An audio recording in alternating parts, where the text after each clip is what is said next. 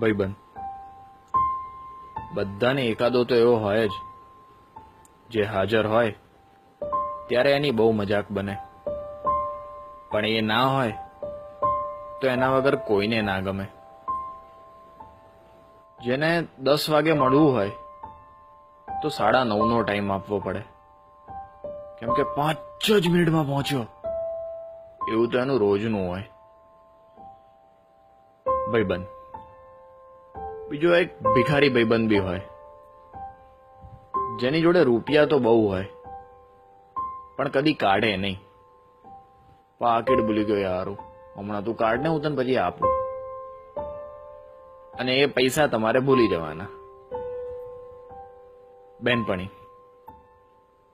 દરેક જગ્યા પર એક રોતડી તો હોય જ, જેને હાલ જ બ્રેકઅપ થયું હોય અને રોઈ રોઈને બધાની મેથી માર્યા કરે. એક વિચિત્ર બેનપણી બી હોય, જે દર વખતે બધાથી આડી જ ફાટે. જ્યારે બધા તૈયાર હોય ત્યારે એના જ નખરા હોય. એ બેની જોડે ત્રીજી સેલ્ફી ક્વીન બી હોય, જે કેમેરો ચાલુ થતા જ બતક જેવું મોઢું કરીને ઊભી રહી જાય. બબાલ્યો દરેકને એકાદો બબાલ્યો ભાઈબંધ બી હોય, જેને મારા મારી કર્યા વગર ખાવાનું જ ના પચે. ભાઈ એક મેટર થઈ યાર, અરે તું ચિંતા ના કર, બસ પહોંચ્યો હું. મિત્ર બધાનો એક ફેંકુ મિત્ર હોય, જેની બધે પહોંચ હોય, પણ જરૂર પડે ત્યારે એ નંબરની બધી લાઈન કવરેજ ક્ષેત્રની બહાર જ હોય.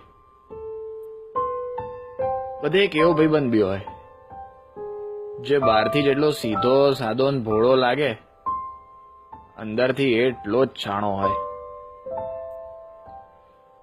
હજી એક વિકૃત બી બધે મળી રહે, જે બોલવાનું ચાલુ કરે એટલે એને કંટ્રોલ કરવો અઘરો પડી જાય. અરે ક્યારેક તો એની વાત સાંભળીને આપણને શરમ આવી જાય. આ બધા તો તોય ઠીક, પણ બધાનો બાપ તો પેલો ગધેડો, જે આખો પ્લાન પોતે જ બનાવે ને છેલ્લી ઘડીએ કે મારે પપ્પા જોડે જવું પડશે યાર, સમજ ને. ભલે રોજે રોજ હેરાન કરે,